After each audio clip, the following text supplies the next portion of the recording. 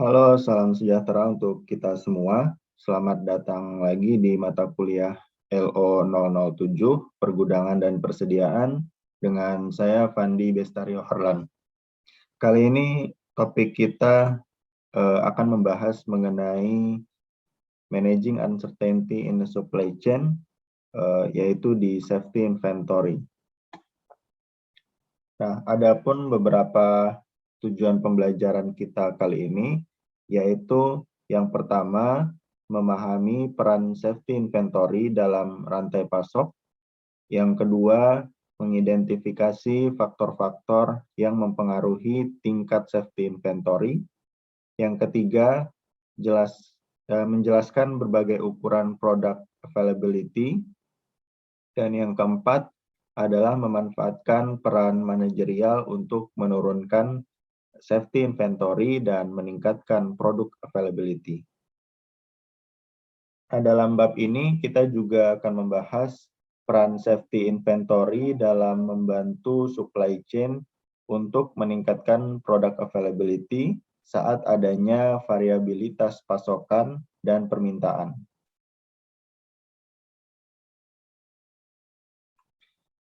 Nah, safety inventory itu adalah persediaan yang digunakan untuk memenuhi demand yang jumlahnya melebihi peramalan untuk periode tertentu. Nah, jadi safety inventory ada karena terdapat permintaan yang tidak pasti, sehingga kekurangan produk dapat terjadi jika permintaan aktualnya melebihi forecasting demand atau perkiraan permintaan. Sehingga ada dua yang perlu diperhatikan dari safety inventory ini, yaitu yang pertama, menaikkan level safety inventory, maka akan meningkatkan ketersediaan produk, dan dengan demikian akan dapat memenuhi permintaan pembelian pelanggan. Namun yang kedua adalah, menaikkan tingkat safety inventory juga meningkatkan biaya penyimpanan persediaan atau inventory holding cost yang telah kita bahas di topik sebelumnya.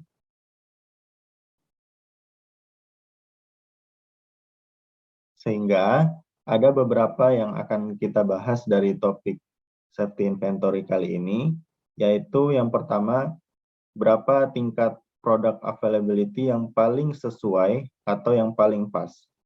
Yang kedua, berapa banyak safety inventory yang kita butuhkan untuk tingkat product availability yang diinginkan. Dan yang ketiga adalah tindakan apa yang dapat kita ambil untuk meningkatkan product availability sekaligus bisa juga mengurangi safety inventory-nya. Jadi dari slide sebelumnya kita bisa menyimpulkan bahwa perusahaan harusnya menyesuaikan tingkat product availability dan tingkat safety inventory pada titik yang paling optimal.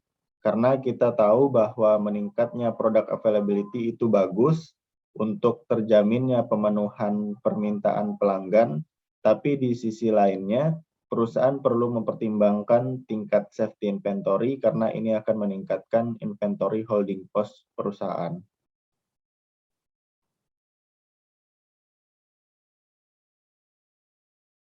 Nah, tingkat safety inventory dapat ditentukan oleh dua faktor ya. Yang pertama, karena adanya ketidakpastian permintaan dari customer, dan yang kedua adalah karena adanya ketidakpastian pasokan dari supplier. Nah, selanjutnya tingkat product availability yang diinginkan oleh perusahaan, yaitu ketika ketidakpastian pasokan dan permintaan itu meningkat, maka product availability harusnya juga semakin meningkat. Sehingga kita perlu untuk mengukur ketidakpastian permintaan yang dibahas pada bab 8 sebelumnya, bahwa demand memiliki komponen yang sistematis dan juga komponen random. Sehingga demand atau dinotasikan sebagai D adalah rata-rata jumlah permintaan per periode, dan random komponen biasanya diartikan sebagai standar deviasi atau forecast error dari perkiraan permintaan yang dinotasikan dengan variance demand atau variance D. Sedangkan lead time dinotasikan sebagai L, yaitu adalah gap atau jarak waktu antara saat pemesanan dilakukan dan saat barang diterima oleh perusahaan. Dengan mengasumsikan bahwa permintaan selama periode lead time adalah berdistribusi normal dengan rata-rata permintaan D dan standar deviasi variance D, maka total permintaan selama periode lead time yaitu demand di waktu lead time atau DL sama dengan waktu lead time dikali demand. Dan untuk mencari variance L, yaitu sama dengan akar L dikali variance D.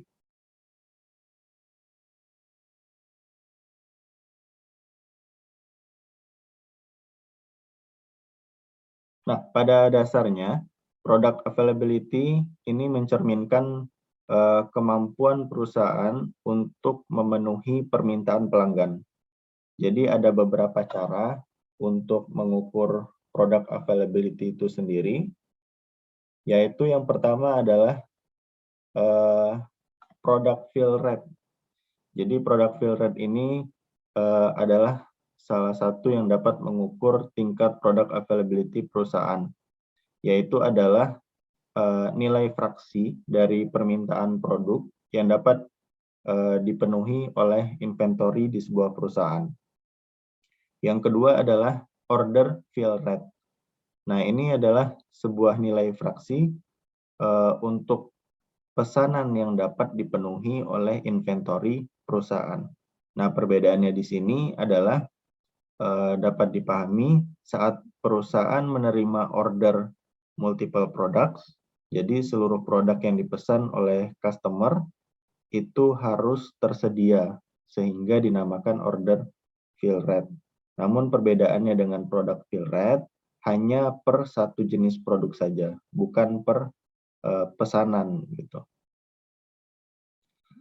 Selanjutnya, product availability bisa juga diukur dari tingkat cycle service-nya atau cycle service level, yaitu adalah nilai fraksi dari replenishment cycle atau siklus pengisian ulang, yang mana semua permintaan pelanggan itu bisa terpenuhi. Nah, replenishment cycle adalah interval antara dua pengiriman pengisian barang secara berturut-turut.